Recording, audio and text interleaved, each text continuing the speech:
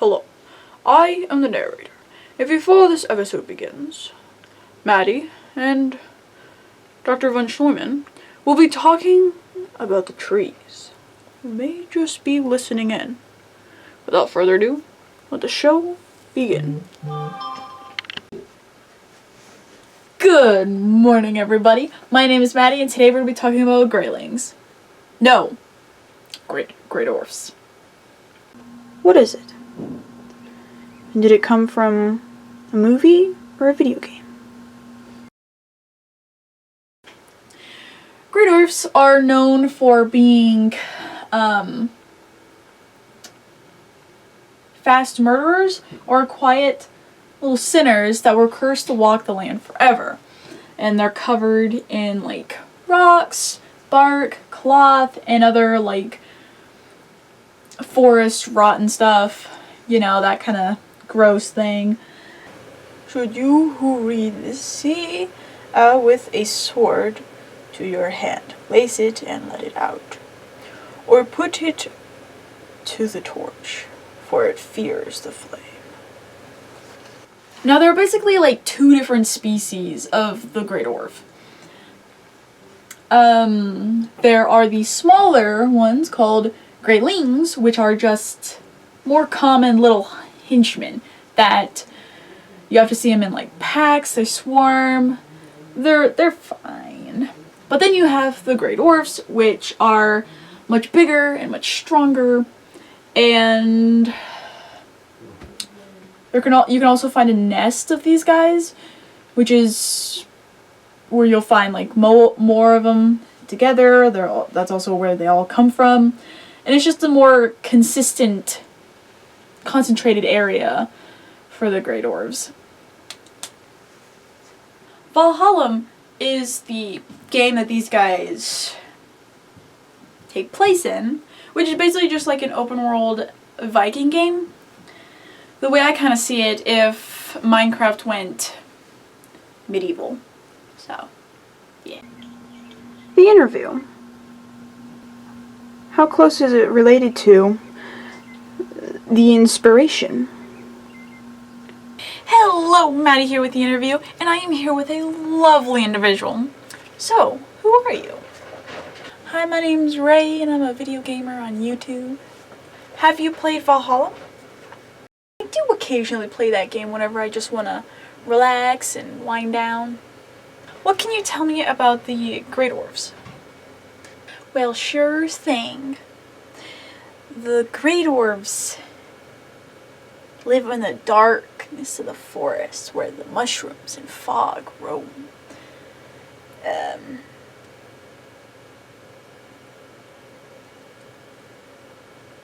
the Black Forest. Thank you for your time. This has been Maddie with the interview. Back to the main show. This one, not gonna lie, was a little hard to figure out what these trees were, these like evil tree spirits were inspired by, mainly just because a lot of mythology, just in general, often depicts tree spirits as holy and good, when in the game they are aggressive and evil dwellers. But I think I found one. Doctor, it's your turn. Kind of sad that this is kind of our last topic for the games and movies, and there's not a lot to go off of. You know what? That's okay, because that's like the fun part of this channel, is finding the creativity in people's creations, whether if it goes very deep into something that they were inspired by, or just off the surface. Yeah, I guess you do have a point of not everything having just piles of information.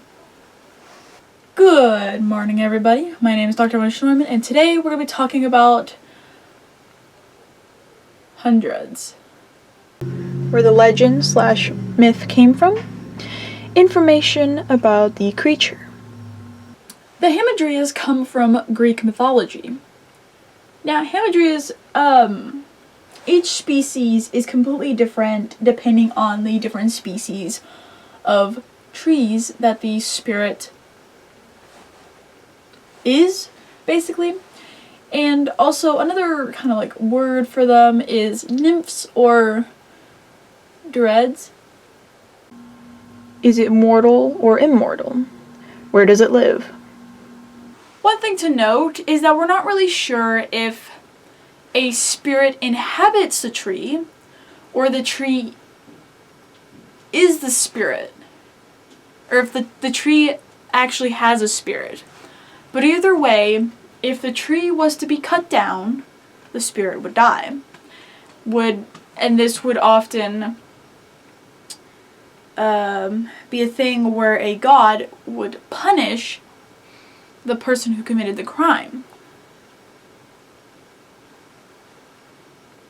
You can see where it comes into play of the trees are very holy because they are protected by the gods.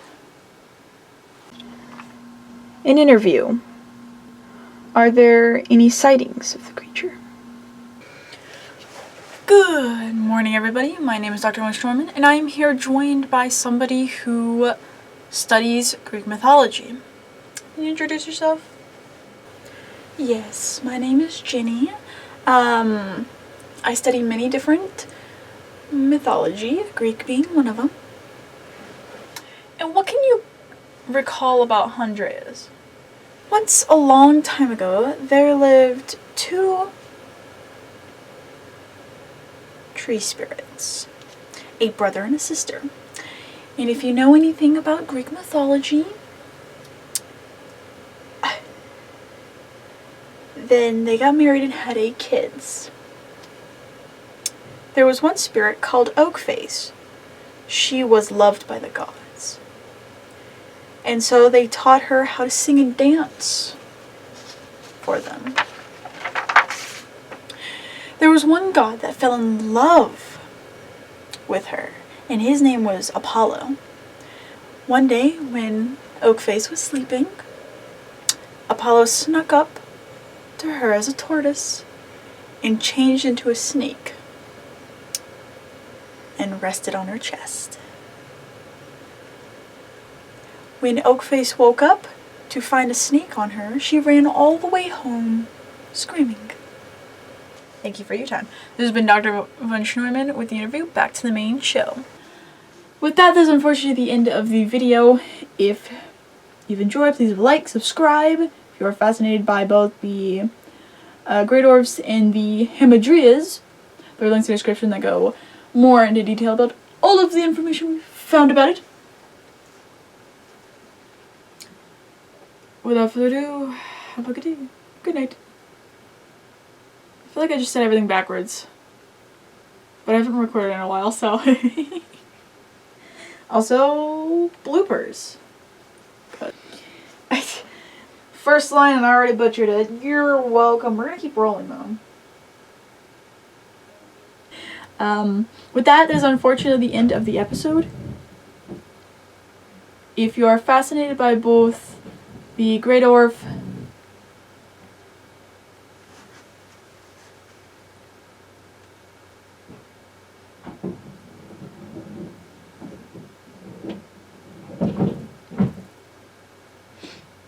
We're not moving, I swear. I don't know what she's doing. Also, I don't know how to pronounce a word I was about to say. So, I guess that worked out in the end.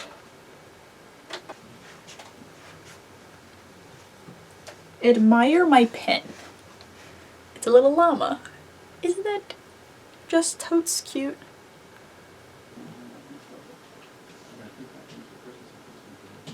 Yeah. I think I did.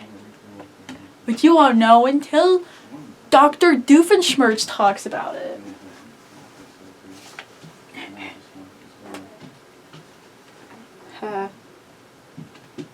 Dr. Doofenshmirtz.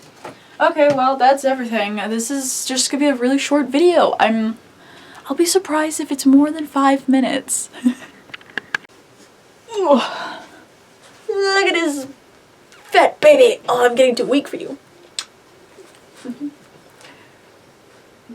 Love you. This is the end of the video. End of the video. End of the video. Pew pew. End of the video. End of the video. This is the end of the video. Pew pew, pew pew, pew pew. End of the video, end of the video, end of the video. Oh oh.